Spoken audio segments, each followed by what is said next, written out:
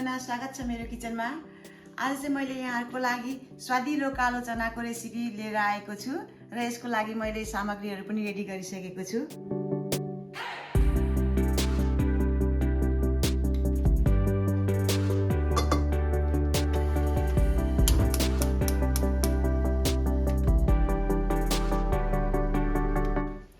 मैले 1/4 कप तेल राखे। अब तेल राम्रोसँग तातेर आयो।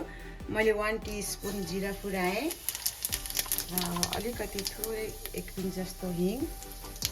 अब जीरा रातो रातो भएपछि मैले यसलाई चलाएर यसमा 2टा तेजपात राख्दै छु। मैले चाहिँ 1.5 कप कालो चनालाई राति नै भिजाएर राखेको थिएँ। अब त्यसलाई म राख्दै छु।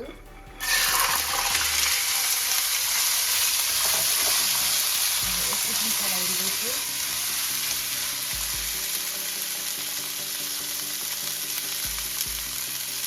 1 टीस्पून मैले बेसार राखेँ। यसलाई एकछिन राम्रोसँगले मिक्स गरिदिन्छु। अब यति गरेपछि मैले यसमा 1 कप पानी राख्दैछु।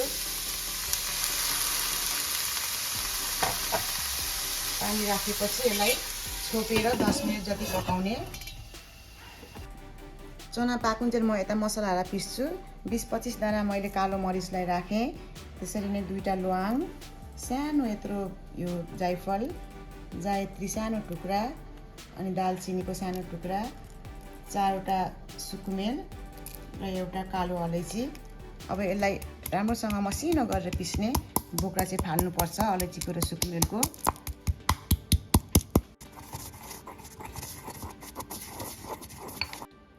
मैले अलैँची सुकुमेलको बोक्रा फालेर यतिको मसिनो पारेर पिसे। अब यति भइरहेछ। यसबाट मैले 1 टीस्पून चाहिँ युज गर्दै छु। मैले यसलाई 10 मिनेट पकाएँ। यो यतिको भएर आयो। अब म यसमा 1 टेबल स्पुन मैले मसिनो गरेर थिचेको लसुनलाई राख्दै छु। अब यो लसुन राखेपछि पनि एकैछिन भुट्नुपर्छ। लसुन राम्रोसँगले भुटिनुपर्छ। त्यसैले मैले यसलाई छोप्दै चलाउँदै गरेर भुटेँ। अब म यसमा प्याज राख्दै छु। प्याज चाहिँ मैले 2टा मसिनो गरेर लामो गरेर काटेको छु। प्याज राखेपछि पनि राम्रोसँगले चलाएर त्यसरी नै छोप्दै भुट्दै गर्नुपर्छ।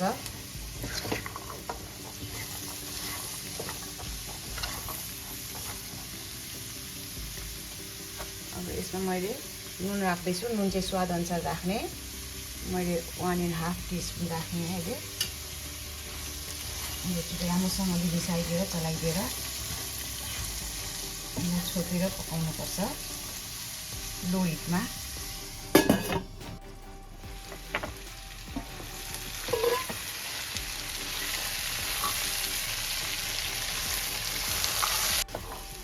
प्याज पनि यतिको भुटेर आयो।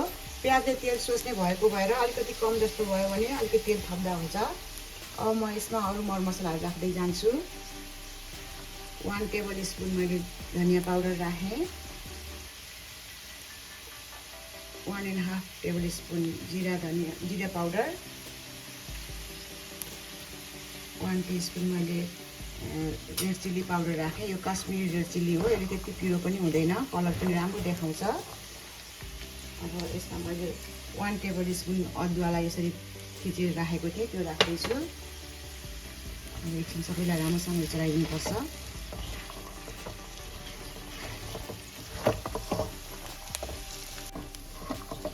सबै मरमसला राखेर राम्रोसँगले भुट्यो।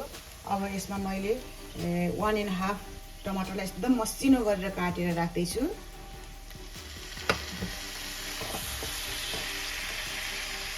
त्यसरी नै मैले 1/2 टीस्पून भन्दा पनि थोरै मैले बिरे नुन राख्दैछु। यसले एकदम राम्रो स्वाद लिएर आउँछ।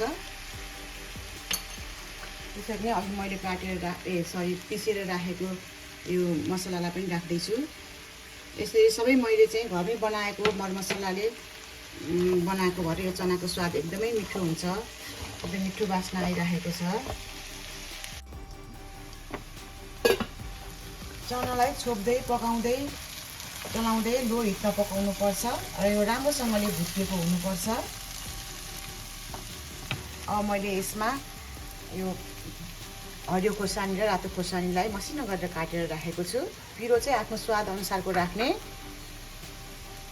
त्यसरी नै मैले हरियो धनियाँलाई पनि राखेँ। अब एकचोटि चलाइदिन्छु अनि अब यो खानको लागि रेडी भएर आएको छ।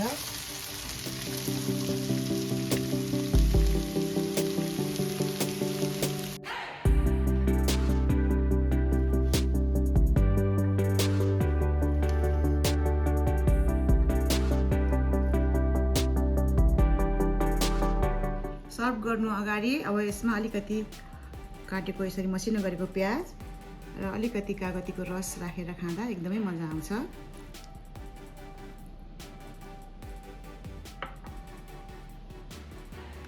ल यसरी नै यहाँहरूले पनि बनाएर खानुहोला। यसलाई खाजाको रूपमा अथवा खानाको रूपमा बनाएर खान पनि मिल्छ। र अब म यस्तै अर्को पनि भिडियो लिएर आउने छु। त्यसैमा भेटौँला र मलाई सब्स्क्राइब गर्न चाहिँ नबिर्सिदिनु होला। Thank you.